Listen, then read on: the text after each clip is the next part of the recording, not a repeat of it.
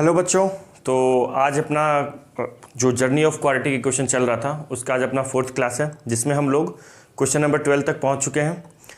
Last class में हम लोग क्वेश्चन नंबर 11 तक किए थे, आज क्वेश्चन नंबर 12 है। अगर आप 11 तक नहीं पढ़े हो, क्वेश्चन नहीं किए हो, तो आप उस क्वेश्चन नंबर 1 से लेकर 11 तक कीजिए, फिर क्वेश्चन नंबर 12 पे आइए। ओके, तो देखते हैं 12th नंबर क्वेश्चन क्या कहता है। क्वेश्चन कहता है if alpha beta are the roots of the quadratic equation this. एक क्वाड्रेटिक इक्वेशन है, सॉल्यूशन इसका करते हैं। क्वाड्रेटिक इक्वेशन है x square minus 3x plus 5 equal to 0। Alpha beta इसके रूट्स हैं, ठीक है। अगर कहता है कि अल्फ़ा बीटा इस क्वाड्रेटिक इक्वेशन का रूट्स है, then find the quadratic equation या then find the equation whose roots are this and this. एक ऐसा इक्वेशन निकालना है जिसका रूट्स क्या है।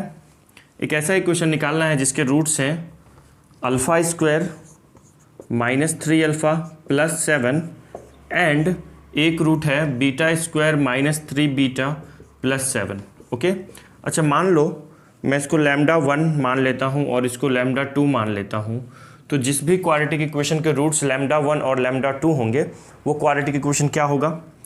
अगर मुझे रूट्स पता होता है तो क्वाड्रेटिक इक्वेशन कैसे बनाते हैं, x square minus sum of roots into x plus product of root equal to 0। ऐसे बनाते हैं ना, क्या करते हैं, x square minus of sum of roots plus product of root. तो ये हो गया x square minus sum of root means lambda 1 plus lambda 2 into x plus product of root lambda 1 into lambda 2 equal to 0। तो इसी concept का यहाँ पे use करेंगे और हम लोग required quadratic equation find out करेंगे। तो अब यहाँ पे जो दो क्वाड्रेटिक इक्वेशन दिया हुआ है ये और ये लैम्डा 1 प्लस, सिंपली आप ऐड करोगे तो आपका जो अल्फ़ा बीटा में रहेगा यहाँ पे सम, और यहाँ पे प्रोडक्ट भी अल्फ़ा बीटा में रहेगा। तो हम यहाँ पे ट्राई करते हैं कि देखो ये जो क्वाड्रेटिक इक्वेशन दिया हुआ है इसके रूट्स अल्फ़ा बीटा है, और एक ऐसा क्वाड्रेटिक इक्वेशन निकालना है जिसके रूट्स, इसके जो रूट्स हैं अल्फ़ा बीटा उसके टर्म में है कुछ एक्सप्रेशन दिया हुआ है, वो निकालना है अपने को।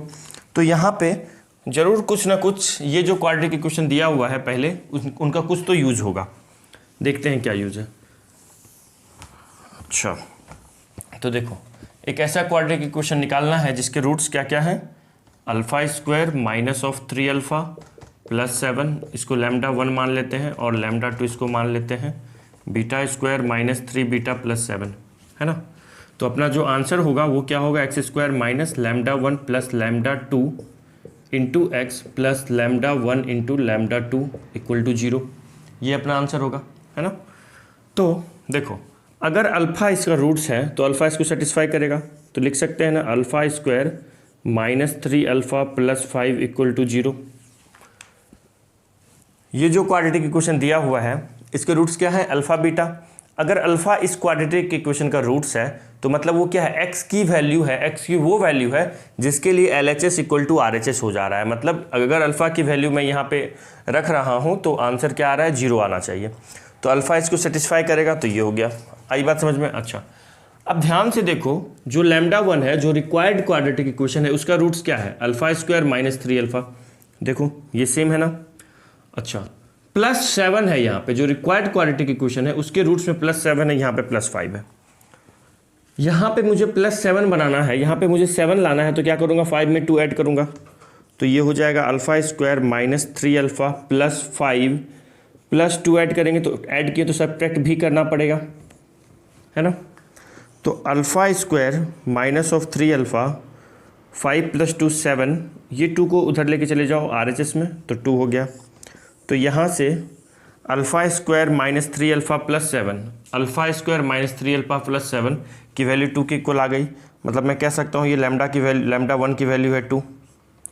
सिमिलरली क्या करोगे, बीट देखो अब क्या करेगा, ये बीटा भी तो इसको सेटिस्फाई करेगा। ये जो गिवन क्वाड्रेटिक इक्वेशन है इसके रूट्स क्या है, बीटा, तो बीटा भी इसको सेटिस्फाई करेगा। तो क्या होगा, beta square minus 3 beta plus 5 equal to 0। तो 2 ऐड कर देते हैं दोनों साइड, या एक साइड ऐड करो और सब्ट्रैक्ट करो, तो जो सब्ट्रैक्ट किए हैं वो RHS में लेके जाएंगे, तो क्या हो जाएगा, वो ऐड ही हो जाएगा, प्लस में हो जाएगा। तो प्लस 7 इक्वल टू 2, यहाँ से लैम्डा 2 की भी वैल्यू 2 आ गई ना। अब हमें क्या पता चल गया, जो भी रिक्वायर्ड क्वाड्रेटिक इक्वेशन है उसके रूट्स क्या हो गए, 2 और 2 ही हो गए। मतलब ये जो रूट्स दिए हुए थे क्या दिए हुए थे, alpha square minus 3 alpha plus 7 और beta square minus 3 beta plus 7। इस रिक्वायर्ड क्वाड्रेटिक इक्वेशन का ये रूट्स दिया हुआ है। इसी से मुझे क्वाड्रेटिक इक्वेशन बनाना था। मैं इसका वैल्यू ये गिवन क्वाड्रेटिक इक्वेशन के हेल्प से निकाला 2 और इसका भी 2। आई बात समझ में? ये जरूर ऐसा इसलिए दिया था, सिंपली ऐसे नहीं कर देना है कि sum x square minus lambda 1 lambda की वैल्यू यहाँ पे रख के और कर देना है, तो कुछ आंसर नहीं आने वाला है। उससे जो यहाँ पे लैम्डा 1 प्लस लैम्डा 2 आएगा अल्फा और बीटा के टर्म में आएगा। तो यहाँ पे इसका मतलब कितना लेंदी आंसर आएगा, तो इसका मतलब जरूर इस जो गिवन पहले से क्वाड्रेटिक दिया हुआ था ना, उसके रूट्स अल्फा बीटा थे, तो वहाँ से मुझे कुछ लॉजिक लगाना था, तो वो मैं अप्लाई किया, तो अपना लैम्डा 1 लैम्डा 2 आ गया। तो यहाँ तक तो लिखो, फिर अपन रिक्वायर्ड क्वाड्रेटिक इक्वेशन लिख लेंगे। सो रिक्वायर्ड क्वाड्रेटिक इक्वेशन क्या होगा, लैम्डा 1 की वैल्यू 2 निकाले हुए हैं, लैम्डा 2 की वैल्यू 2 निकाले हुए हैं। सो रिक्वायर्ड क्वाड्रेटिक इक्वेशन क्या होगा, x square minus of lambda 1 plus lambda 2 into x plus lambda 1 into lambda 2 equal to 0। तो ये हो जाएगा एक्स स्क्वायर माइनस लैम्डा 1 और लैम्डा 2 की वैल्यू 2 दी हुई है, तो 2 plus 2 into x plus 2 into 2 equal to 0। तो आंसर हो गया x square minus 4x plus 2 equal to 0। तो यही एक ऐसा क्वाड्रेटिक इक्वेशन है जिसके रूट्स क्या होंगे, दिस एंड दिस होंगे। आई बात समझ में? सो सिंपल, लिख लीजिए। अब क्वेश्चन नंबर 13 पे आ गए, देखते हैं। आपसे अगर होगा तो आप लोग वीडियो को पॉज करके खुद से ट्राई करो, नहीं तो मैं बता ही रहा हूँ। क्वेश्चन में कह रहा है कि alpha beta are the roots of this equation a x square. अच्छा, ये ना ऑप्शंस वाले भी क्वेश्चन अभी स्टार्ट नहीं हुए, फिर ऑप्शन वाले भी अपन क्वेश्चन करने वाले हैं। तो क्वेश्चन में कह रहा है कि एक क्वाड्रेटिक इक्वेशन है a x square plus b x plus c equal to 0। इसके दो रूट्स हैं अल्फ़ा और बीटा। तो वैल्यू फाइंड आउट करनी है, किसकी वैल्यू फाइंड आउट करनी है, इसकी। देखो पावर में -2 है तो अपॉन में जाएगा तो स्क्वायर बन जाएगा, तो हम कह सकते हैं 1 upon a alpha plus b का whole square plus 1 upon a beta plus b का होल स्क्वायर। इसकी वैल्यू फाइंड आउट करनी है ना।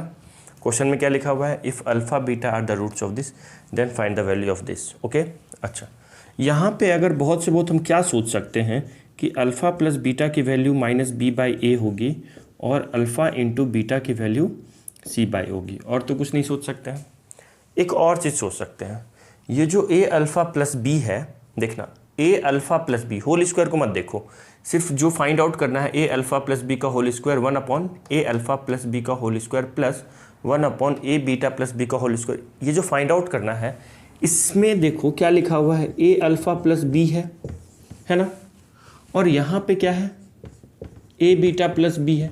क्या इन दोनों की वैल्यू मैं इस क्वाड्रेटिक से निकाल सकता हूँ क्या, बताओ, सोचते हैं। देखो अगर अल्फ़ा इसका रूट्स है, इस क्वाड्रेटिक का रूट्स क्या है, अगर अल्फ़ा है तो अल्फ़ा इसको सेटिस्फाई करेगा, तो क्या होगा, a alpha square plus b alpha plus c equal to 0। Okay, देखो ध्यान देना, a अल्फ़ा प्लस b है, मतलब a b को यहाँ रखो, c को उधर भेज दो, तो a alpha square plus b alpha equal to -c। अब क्या करेंगे, अल्फ़ा कॉमन ले लीजिए, तो ये क्या हो जाएगा, a alpha plus b। Alpha हम कॉमन क्यों लिए, क्योंकि यहाँ पे देखो तो a अल्फ़ा प्लस b है सिर्फ, तो अल्फ़ा कॉमन ले लिए, तो क्या हो गया -c। तो a अल्फ़ा प्लस b की वैल्यू -c अपॉन अल्फ़ा हो गई, है ना, -c अपॉन अल्फ़ा हो गई। सिमिलरली अगर मैं यहाँ पे बीटा रखता, क्योंकि बीटा भी इसका रूट्स है, बीटा अगर इसमें रखता तो वहाँ पे भी a बीटा, हर जहाँ जहाँ अल्फ़ा है बस वहाँ पे बीटा रखते हैं, तो यहाँ पे a beta square plus b beta plus c को उधर ले जाते हैं -c, a beta square plus b beta, फिर बीटा कॉमन लेते हैं, तो मैं कह सकता हूँ सिमिलरली क्या होता, बताइए, a बीटा प्लस b की वैल्यू -c/बीटा होती या नहीं होती ना। तो बस हो गया, अपना काम बन चुका है। a अल्फ़ा प्लस b का वैल्यू निकाल चुके हैं -c/अल्फ़ा, और a बीटा प्लस b का वैल्यू भी निकाल चुके हैं, क्या निकाले हैं, -c/बीटा।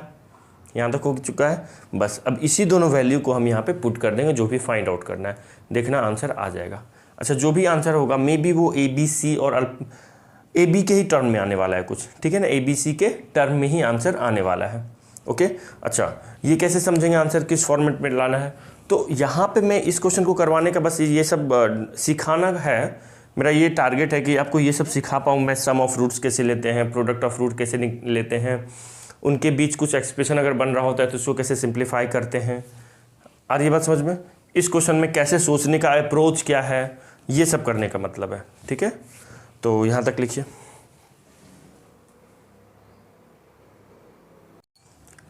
ए अल्फ़ा प्लस बी का value minus c by alpha और ए बीटा प्लस बी का value minus c by beta निकाल चुके हैं। फाइंड आउट क्या करना था अपने को?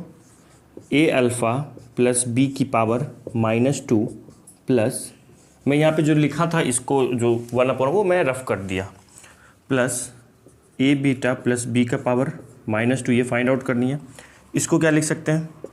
1/, ए अल्फ़ा प्लस बी का होल स्क्वायर लिख सकते हैं। देखो पावर में माइनस में है ना, जैसे मान लो 1/x² होता है, इसको अगर मैं न्यूमरेटर में जाके लिखूँ तो 1/x की पावर x की पावर -2 लिखेंगे। या अगर मान लो x² लिखा है, अपॉन में ले जाके डिनोमिनेटर में लिखेंगे तो 1/x की पावर -2 लिखेंगे, ठीक है। या अगर मान लो न्यूमरेटर में ही x की पावर -2 लिखा है तो अपॉन में ले जाएंगे तो x की पावर 2 हो जाएगा। मतलब कहने का मतलब है अगर पावर में है, साइन चेंज करना होता है, जो भी पावर में होता है न्यूमरेटर से डिनोमिनेटर ले जाते हैं, तो जो पावर में होता है उनके साइन चेंज कर देते हैं। पॉजिटिव में है तो निगेटिव, निगेटिव में है तो पॉजिटिव, वही चीज़ यहाँ पे कर रहे हैं। प्लस ए बीटा प्लस बी का होल स्क्वायर हो गया, है ना। अब देखो ज़रा ये बताओ, ए अल्फ़ा प्लस बी का वैल्यू क्या निकाले हैं? -c/a, तो 1/-c/a नहीं, सॉरी, अल्फ़ा का होल स्क्वायर प्लस 1/ ए बीटा प्लस बी का वैल्यू क्या निकाले हुए हैं? -c/बीटा, -c/बीटा का होल स्क्वायर हो जाएगा। तो यहाँ से c²/α² पॉजिटिव में देगा, माइनस का स्क्वायर पॉजिटिव हो जाएगा, c²/α² 1/c²/α² plus 1/c²/β², c²/β², α² numerator में चला जाएगा अपॉन c², यहाँ पे भी β² न्यूमरेटर में चला जाएगा अपॉन c²। एलसीएम कितना हो गया? c² is the LCM. c² अगर एलसीएम ले लिए तो न्यूमरेटर में क्या हो जाएगा फिर? α² प्लस β²। कोई दिक्कत यहाँ तक? अब बताओ, α² प्लस β² को देख के समझ में आ रहा है इसको मैं क्या करूँगा? अगर लास्ट के वीडियोस बच्चे देखे होंगे या जिनको सम ऑफ रूट्स का अगर square of sum of root लिखा है, so sum of root into product of root में कैसे लिख सकते हैं उनको आइडिया लग चुका होगा। ये a² प्लस b² है ना, तो a² प्लस b² को मैं लिख सकता हूँ a प्लस b का होल स्क्वायर -2ab। तो यहाँ पे α² प्लस β² को लिखेंगे अल्फ़ा प्लस बीटा का whole square -2 into alpha beta. ऐसा क्यों लिख रहे हैं? क्योंकि अपने को सम ऑफ रूट और प्रोडक्ट ऑफ रूट पता होता है ना। अपने को क्या पता होता है? इसके सम ऑफ रूट और प्रोडक्ट ऑफ रूट। अगर ये क्वाड्रेटिक इक्वेशन है, बताइए, ये अगर क्वाड्रेटिक इक्वेशन इसके रूट्स अल्फ़ा बीटा हैं तो सम ऑफ रूट्स क्या होगा? अल्फ़ा प्लस बीटा क्या होगा? -b/a, और प्रोडक्ट ऑफ रूट क्या होगा? c/a। कुछ नहीं करेंगे, बस इसी को यहाँ पे पुट करना है। लिखिए पहले यहाँ तक।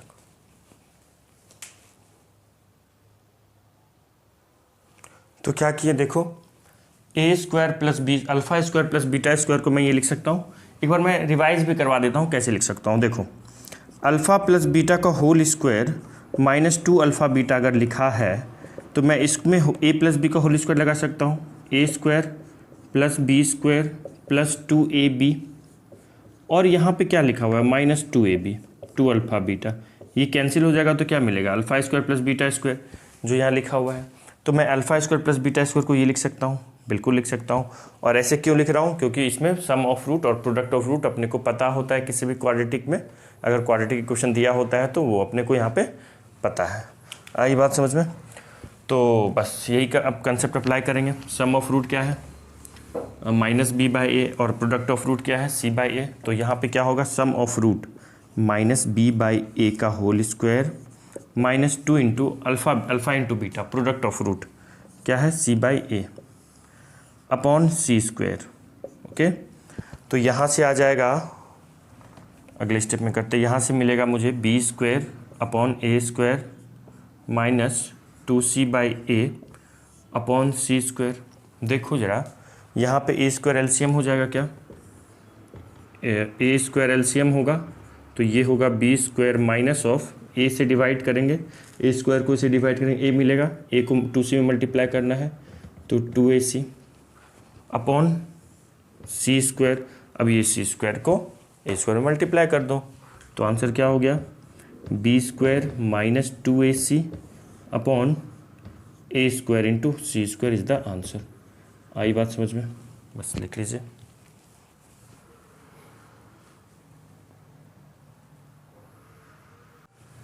क्वेश्चन नंबर 14 पढ़ते हैं क्या हुआ है। क्वेश्चन नंबर 14 कह रहा है find all the integral value of a, integral value of किसका, find all the integral value, sorry यहाँ पे इंटीग्रल वैल्यूज ऑफ ए का होगा, ठीक है, ये जो ए इसमें लिखा हुआ है। Find all the integral values of a for which the quadratic equation has integral roots. A का क्या वैल्यू होगा जिसके लिए इस क्वाड्रेटिक इक्वेशन के रूट्स क्या होंगे, इंटीग्रल होंगे, मीन्स इंटीजर होंगे। तो देखो यहाँ से कंसेप्ट रिवाइज करवाते हैं। कोई भी अगर quadratic equation a x square plus b x plus c equal to 0 अगर लिखा हुआ है, इस क्वाड्रेटिक इक्वेशन का रूट्स इंटीजर कब होगा, जब लीडिंग कोफिशिएंट ए होना चाहिए, बी और सी इंटीजर होना चाहिए, बी और सी क्या होना चाहिए, इंटीजर होना चाहिए, and d must be perfect square होना चाहिए। डी क्या होना चाहिए था, परफेक्ट स्क्वायर होना चाहिए। तो यहाँ पे करके देखते हैं, ये क्वाड्रेटिक इक्वेशन पहले बनाते हैं। तो क्या लिखा हुआ है, x minus a x minus 10 plus 1 equal to 0, open करो, x square minus 10x minus a x minus minus plus 10a plus 1 equal to 0। तो यहाँ से ये x वाला टर्म बनेगा, x square plus x common ले लो तो minus 10 minus a into x plus c, क्या कांस्टेंट टर्म क्या है, 10a प्लस 1 इक्वल टू 0, ये कांस्टेंट टर्म है। देखो लीडिंग कोफिशिएंट, जो लीडिंग कोफिशिएंट है इसका a है, और यहाँ पे एक्स स्क्वायर का कोफिशिएंट को लीडिंग कहते हैं। यहाँ पे देखिए a तो 1 है भी, और b और c इंटीजर होना चाहिए, b और c क्या होना चाहिए, इंटीजर। तो b का वैल्यू क्या है, -10 माइनस a, और c की वैल्यू क्या है, 10a प्लस 1, है ना। Find all the integral values of a के इंटीग्रल वैल्यूज़ के लिए अगर देखो a का वैल्यू इंटीजर होगा तो 10 में कुछ भी इंटीजर माइनस करेंगे, 10 भी एक इंटीजर है, और 2 इंटीजर का सब्ट्रैक्शन, -10 भी इंटीजर, और अगर a भी इंटीजर होगा तो ये भी क्या होगा, क्या होगा, इंटीजर ही होगा। उसी तरह 10, देखो 10 इंटू ए, 10 में किसी इंटीजर का मल्टीप्लाई करेंगे तो कोई इंटीजर मिलेगा, और इंटीजर प्लस 1 इंटीजर ही होगा। तो यहाँ से b और c तो इंटीजर दिख रहा है for all integral values of a का कोई भी इंटीग्रल वैल्यूज़ ले लो, मतलब अगर a belongs to minus infinite से प्लस इन्फानाइट में हो, लेकिन इंटीजर ही हो, माइनस इन्फानाइट से प्लस इन्फानाइट में जो भी नंबर इंटीजर हो, a का कुछ भी इंटीग्रल वैल्यूज़ रख दो, b हमेशा इंटीजर होगा और c भी हमेशा इंटीजर होगा ना। b क्या है, -10 माइनस a, किसी भी, जैसे -10 में किसी भी इंटीजर को माइनस करो, एक इंटीजर ही मिलेगा। देखो 10 इंटू ए, 10 में किसी भी इंटीजर का मल्टीप्लाई करो, कोई इंटीजर ही मिलेगा। इंटीजर मतलब जो फ्रैक्शन में ना हो, जैसे 5, 10, 15, 20। जैसे मान लेते हैं ए की वैल्यू 2 होगी तो 10 इंटू 2 प्लस 1 21, ये भी इंटीजर होगा। तो बी और सी तो कह रहा है कि माइनस इन्फानाइट से प्लस इन्फानाइट में कुछ भी ले लीजिए, हमेशा ए की वैल्यू कुछ भी ले लीजिए, लेकिन कुछ भी का मतलब फ्रैक्शन में नहीं लेना है, सिर्फ इंटीजर लेना है। कुछ भी कोई भी इंटीजर ले ले माइनस इन्फानाइट से प्लस इन्फानाइट में, बी और सी इंटीजर ही होगा। तो बी और सी से अगर हम ए की वैल्यू कहना चाहें तो ऑल इंटीजर होगा। बी और सी क्या कह रहा है, ऑल इंटीजर, जितने भी इंटीजर एग्जिस्ट करते हैं वो सारे इंटीजर ले सकते हो आप, ए की वैल्यू कोई कुछ भी हो सकती है। तो यहाँ ऐसे तो अब कुछ भी तो नहीं ले सकते हैं। अब देखते हैं डी क्या कह रहा है, डी क्या कह रहा है, परफेक्ट स्क्वायर होना चाहिए। तो डी क्या होता है, डी क्या होता है, b square minus 4ac, b square minus 4ac। तो बी की वैल्यू कितनी है, -10 माइनस ए का होल स्क्वायर माइनस 4, ए की वैल्यू क्या है 1, सी की वैल्यू क्या है 10a प्लस 1 माइनस 4ac। तो यहाँ से डी की वैल्यू हो जाएगी, माइनस कॉमन ले लो, 10 प्लस 1 का whole square minus 4 into 10a+1 है ना, तो माइनस का स्क्वायर प्लस हो जाएगा, तो d की वैल्यू हो जाएगी 10 + a का होल स्क्वायर -4ac -40a -4 है ना, क्या होगा माइनस, यहाँ दिख रहा होगा -40a -4। अब देखते हैं यहाँ पे इसको और a + b का होल स्क्वायर लगा के इसको और सिंप्लीफाई करते हैं। तो क्या समझ में आया, इस क्वाड्रेटिक इक्वेशन का रूट्स इंटीजर होगा, कब होगा, जब लीडिंग कोफिशिएंट 1 होना चाहिए, वो है भी, और कोफिशिएंट ऑफ x और कांस्टेंट टर्म भी इंटीजर होना चाहिए। तो कोफिशिएंट ऑफ x ये है और कांस्टेंट टर्म ये है। कोफिशिएंट ऑफ x ये a का कुछ भी वैल्यू रख दो इंटीजर में, ये हमेशा b इंटीजर ही होगा, और a का वैल्यू कुछ भी रख दो तो c भी हमेशा इंटीजर होगा। तो b और c a के किसी भी इंटीग्रल वैल्यूज़ के लिए हमेशा क्या होगा, a के किसी भी इंटीग्रल वैल्यूज़ के लिए b और c हमेशा इंटीजर ही होगा। अगर कोई इंटीग्रल वैल्यू ऑफ a का लेते हैं तो आंसर में कह रहा है कि a का मुझे इंटीग्रल वैल्यू ही आंसर में देना है, तो कुछ भी इंटीजर में लो, b और c इंटीजर ही होंगे। तो b और c तो कह रहा है a की वैल्यू -∞ से +∞ में कोई भी इंटीजर ले लीजिए, आंसर होगा। तो अब कोई भी इंटीजर, अब क्या आंसर, कुछ भी तो नहीं हो सकता आंसर कोई भी integer.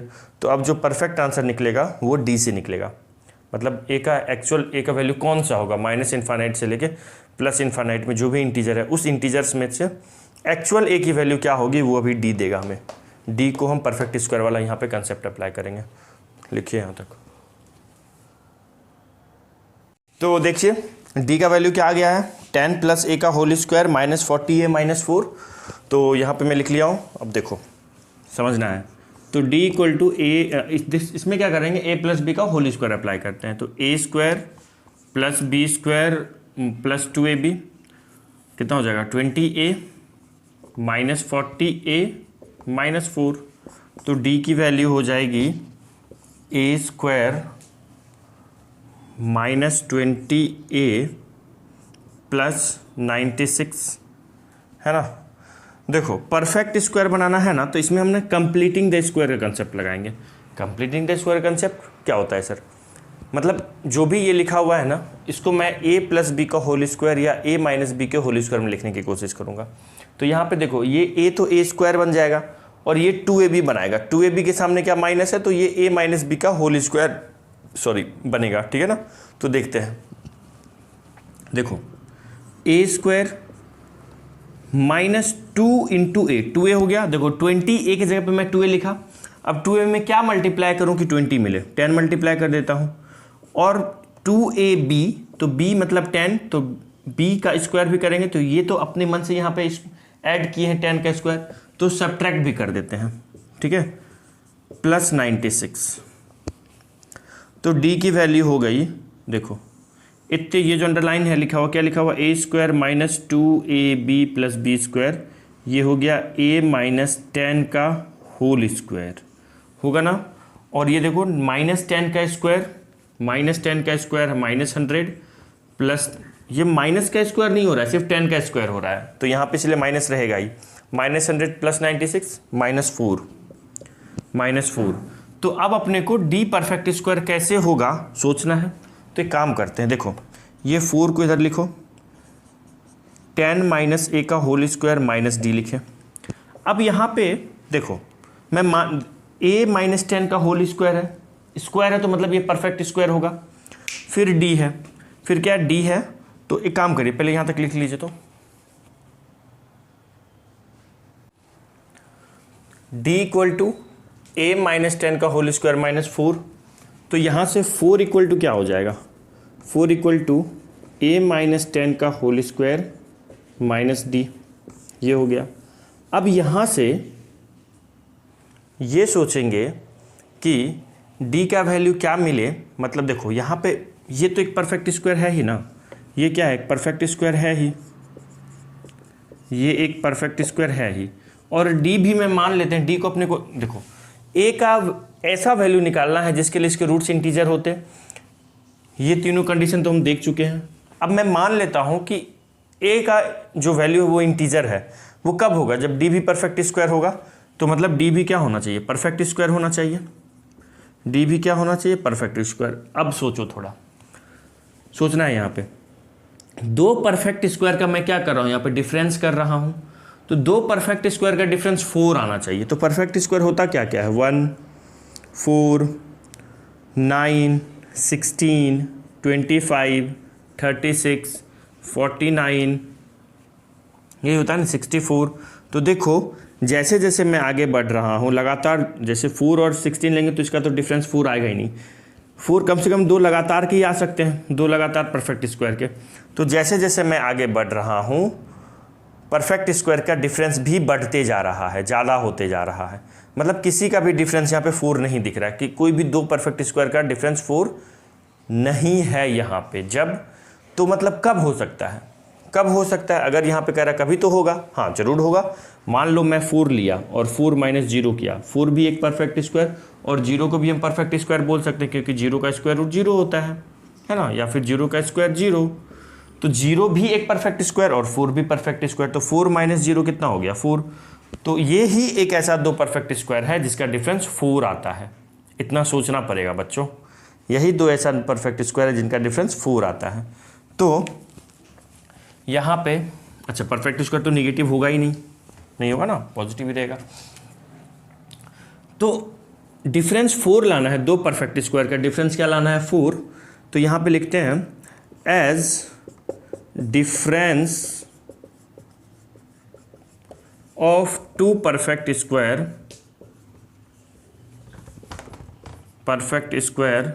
Is 4 it is only possible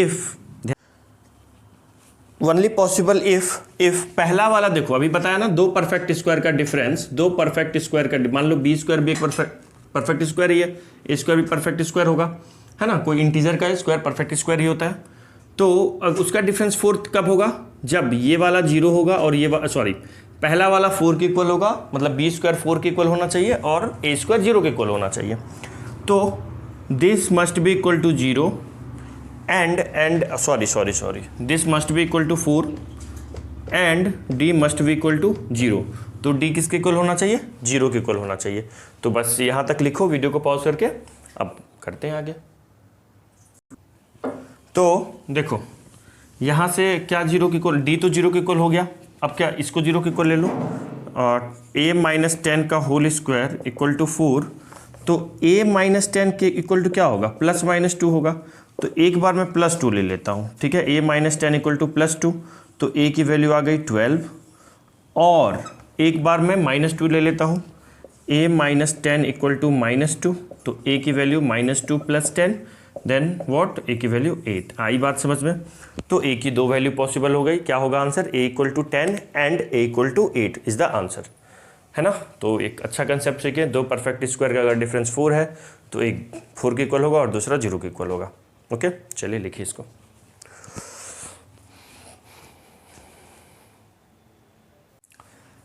question number 15 video को अगर आता है तो देखो, जिस भी बच्चे को 10 π/8 की वैल्यू पता होगा उसी से ये क्वेश्चन होगा, बाकी बच्चों से नहीं होगा। तो पढ़ो और फिर करके बताओ। क्वेश्चन में कह रहा है if the coefficient of the quadratic equation are rational, मतलब जैसे मान लेते हैं कोई क्वाड्रेटिक इक्वेशन है ax square plus bx plus c equal to 0। तो ये जो ए बी सी है ये क्या है, रैशनल है। ए बी सी क्या है, रैशनल है।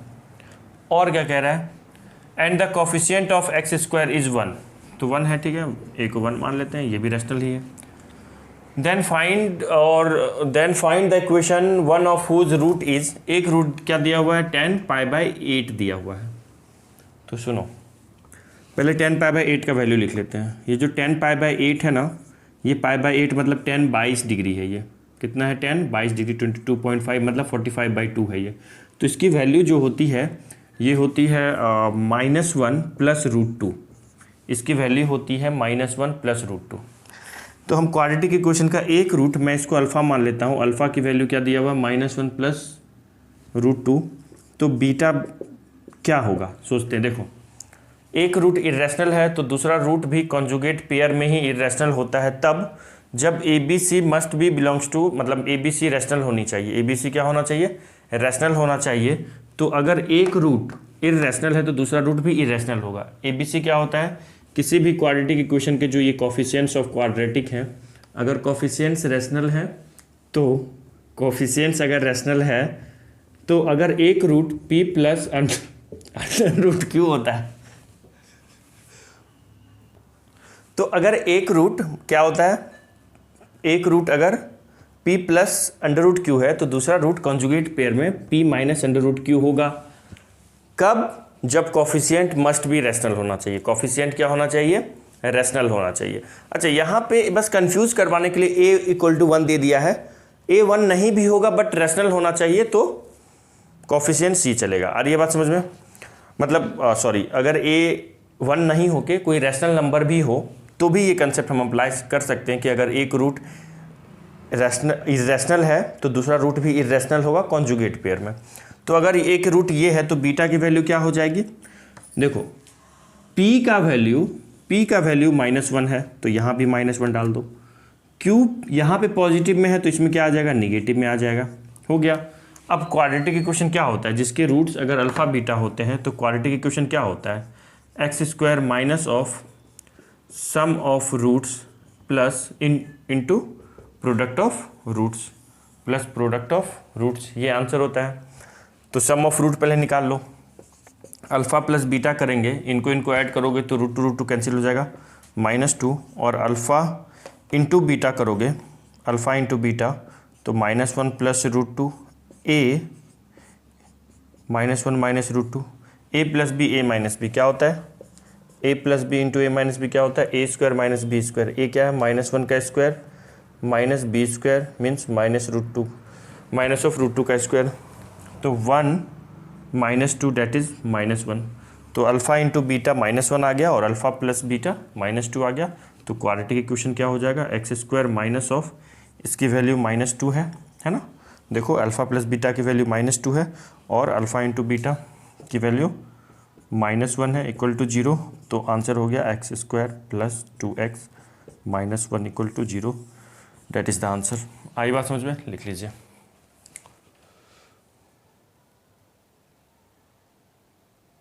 Now question number 16।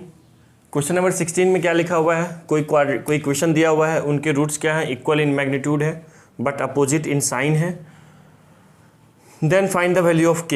ये क्वाड्रेटिक इक्वेशन है, ये क्वाड्रेटिक इक्वेशन ही होगा, x² है तो इसके मैग्नीट्यूड इक्वल है, रूट्स इक्वल इन मैग्नीट्यूड है। अगर रूट 4 होगा एक रूट तो दूसरा रूट -4 होगा, 10 होगा एक रूट तो दूसरा रूट -10 होगा। आ रही है बात समझ में। तो एक रूट इक्वल है, रूट्स इक्वल है in magnitude but opposite in sign है। तो देखो पहले तो इस क्वाड्रेटिक इक्वेशन को चाहो तो आप सिंपल फॉर्म में लिख सकते हैं। क्या लिखा हुआ है, solution x² minus bx upon ax minus c equal to k -1 upon k plus 1। Cross multiply कर दो तो ये हो जाएगा x² माइनस bx में k प्लस 1 इंटू हो जाएगा इक्वल टू k -1 में क्या इंटू हो जाएगा, ax माइनस c। ब्रैकेट को ओपन करो, x² और x² इसमें मल्टीप्लाई हो जाएगा किस में, k प्लस 1 में, है ना। फिर माइनस bx मल्टीप्लाई हो जाएगा किस में, k प्लस 1 में। ओके, इक्वल टू यहाँ पे क्या हो जाएगा, k -1 में ax मल्टीप्लाई होगा और -c मल्टीप्लाई हो जाएगा k -1 में। ठीक है, तो देखो यहाँ पे ब्रैकेट ओपन करने की कोई ज़रूरत नहीं है, यहाँ पे करेंगे हम लोग और इसके जगह पे करेंगे क्योंकि दोनों x का टर्म है तो फिर मैं x का कॉमन लूँगा, या ले आओ, ज़रूरत भी नहीं है वहाँ पे x का। देखो पहले LHS में ले लो सबको, x² minus of bx into k plus 1, इसको भी ले लेंगे तो ये क्या हो जाएगा, minus of ax into k -1 plus c into k -1 equal to 0। तो यहाँ से x को कॉमन ले लीजिए तो ये हो जाएगा k plus 1 into x² plus x common ले लो तो अंदर क्या बचेगा, minus b into k, minus b k minus b minus a k minus minus plus ए, है ना। ठीक है, चलिए, और plus of c into k -1 और तो कुछ नहीं है, सब सही है। ये इसमें किए, इसमें किए, ठीक है, हाँ ठीक है। तो देखो ये एक क्वाड्रेटिक इक्वेशन बन रहा है ना, क्वाड्रेटिक इक्वेशन। एक्स स्क्वायर भी है, एक्स भी है और कांस्टेंट टर्म भी है। लीडिंग कोफिशिएंट मतलब ए, अगर मैं क्वाड्रेटिक इक्वेशन लिखूं a x square plus b x plus c equal to 0, तो इसका ए देखो, ए है के प्लस 1, बी है minus b k minus b minus a k plus ए, और सी कांस्टेंट टर्म है सी इंटू के माइनस 1। यहाँ तक लिखिए, फिर जो भी कंडीशन दिया हुआ है वो मैं अप्लाई कर दूंगा और आंसर आ जाएगा। लिखो यहाँ तक। तो हम लोग यहाँ तक पहुँच चुके हैं। क्वेश्चन में कह रहा है ये जो भी क्वाड्रेटिक इक्वेशन है, इसी क्वाड्रेटिक इक्वेशन को मैं क्या और सिंप्लीफाई करके ये बनाया हूँ, ठीक है ना। ये क्वाड्रेटिक इक्वेशन अपना बना है। तो क्वेश्चन में कह रहा है इसके दो रूट्स हैं, इक्वल इन मैग्नीट्यूड और अपोजिट इन साइन। तो अगर एक रूट इसका अल्फा होगा तो दूसरा रूट में माइनस अल्फा ले सकता हूँ क्या? एक रूट अगर अल्फा होगा तो दूसरा रूट क्या होगा? माइनस अल्फा होगा। यहाँ तक क्लियर हो गया।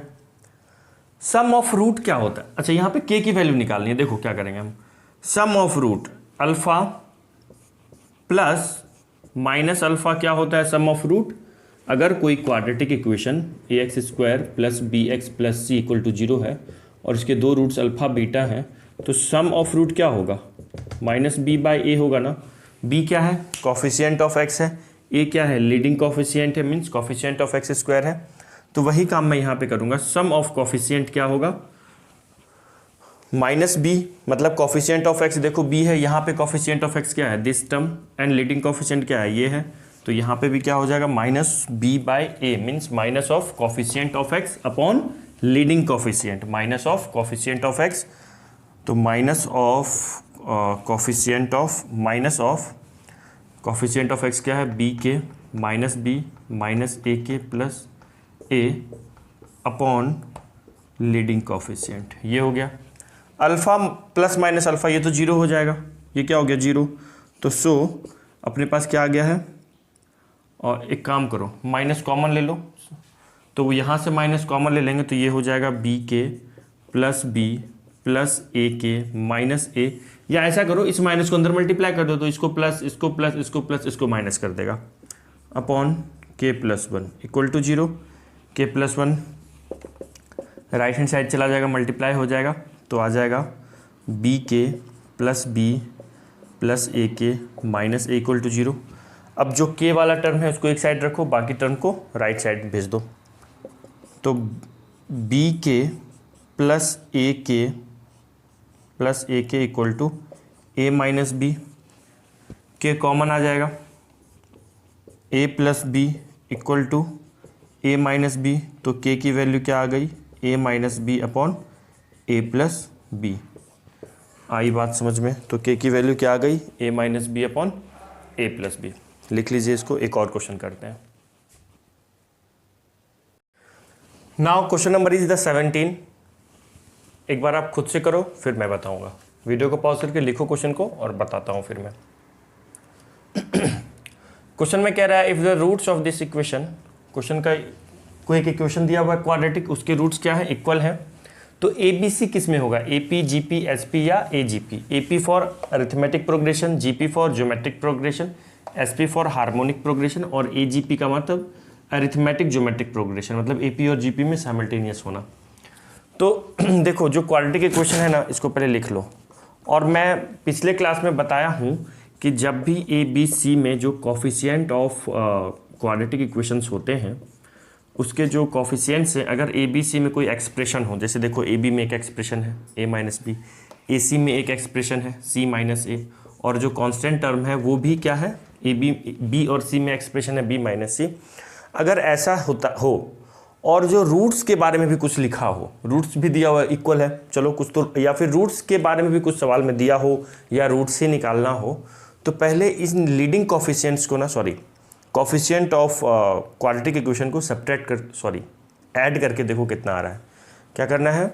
कॉफिशिएंट ऑफ क्वाड्रेटिक को ऐड करके देखो क्या आ रहा है। मतलब मेरे कहने का ये मतलब है कि अगर समझाए है ना a x square plus b x plus c quadratic equation है, और अगर लीडिंग कॉफिशिएंट का सम 0 आता है तो 100% x इक्वल टू 1 इसका एक रूट होगा।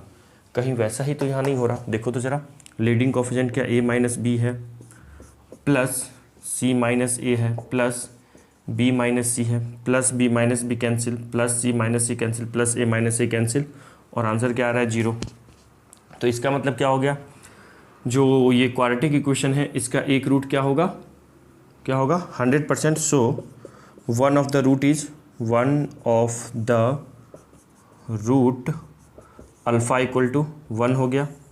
अब एज गिवन कैसा दिया हुआ है, जैसा कि दिया हुआ है, मान लेते हैं इसके दो रूट्स हैं, एक रूट अल्फ़ा और दूसरा रूट बीटा, है ना। एज गिवन क्या दिया हुआ है कि अल्फ़ा इक्वल टू बीटा, देखो लिखा हुआ है, रूट्स आर इक्वल लिखा हुआ है ना। तो अल्फ़ा और बीटा इक्वल होगा, मतलब अल्फ़ा 1 तो बीटा भी 1, तो इसका मतलब दोनों root alpha equal to beta equal to 1 हो गया, है ना। अब क्वेश्चन में कहता है कि इसके मतलब ए बी सी में रिलेशन पूछ रहा है, तो यहाँ पे या तो हम सम ऑफ रूट से चल सकते हैं, सम ऑफ रूट 2 के इक्वल होगा, या फिर प्रोडक्ट ऑफ रूट से चल सकते हैं, जैसे भी चलना है चल सकते हैं। तो यहाँ तक पहले लिखिए, इसको नहीं लिखना था, इसको तो मैं समझाने के लिए लिखा हूँ, इसको नहीं लिखना है। प्रोडक्ट ऑफ रूट से चलते हैं। प्रोडक्ट ऑफ रूट क्या है, alpha into beta, alpha into beta की वैल्यू क्या होगी, c by a means constant term upon leading coefficient, तो कॉन्स्टेंट टर्म अल्फ़ा भी 1 है और कॉन्स्टेंट टर्म बीटा की वैल्यू भी 1 दी हुई है, तो ये b minus c equal to upon a minus b, 1 into 1 1 हो जाएगा, तो a माइनस बी LHS में ले आओ, तो a minus b equal to b minus c, b को उधर लेके जाओ, c को इधर ले आओ, a plus c equal to 2b, तो क्या आ गया है 2b equal to a plus c, तो b इक्वल टू क्या आ गया, a प्लस सी अपॉन 2। तो हम कह सकते हैं क्या b जो है a प्लस सी का अरिथमेटिक मीन है। अगर 3 नंबर a b c अगर अरिथमेटिक प्रोग्रेशन में होते हैं, जो b का वैल्यू होता है वो a plus c first plus last upon 2 होता है ना। तो हम यहाँ से कह सकते हैं so a b and c are in arithmetic progression are in AP। आई बात समझ में। तो कौन सा ऑप्शन सही होगा, option A for America is the correct answer, है ना, ए आंसर सही होगा। आई बात समझ में। तो आज की क्लास में हम लोग क्वेश्चन नंबर 17 तक किए हैं, अब नेक्स्ट क्लास में 18 से स्टार्ट करेंगे। तो यहाँ तक समझ में आ गया होगा, नहीं आया है तो एक बार फिर से देख लेना वीडियो, और बार बार प्रैक्टिस करना है क्वेश्चन को जितना ज़्यादा प्रैक्टिस करोगे ना, ग्रिप उतनी अच्छी बनेगी कंसेप्ट पे। सिर्फ कंसेप्ट पढ़ लेने से नहीं होगा, कंसेप्ट पढ़ो क्वेश्चन करना है, कंसेप्ट पढ़ो क्वेश्चन करना है, तो ग्रिप अच्छा बनता है। ठीक है, bye, have a nice day.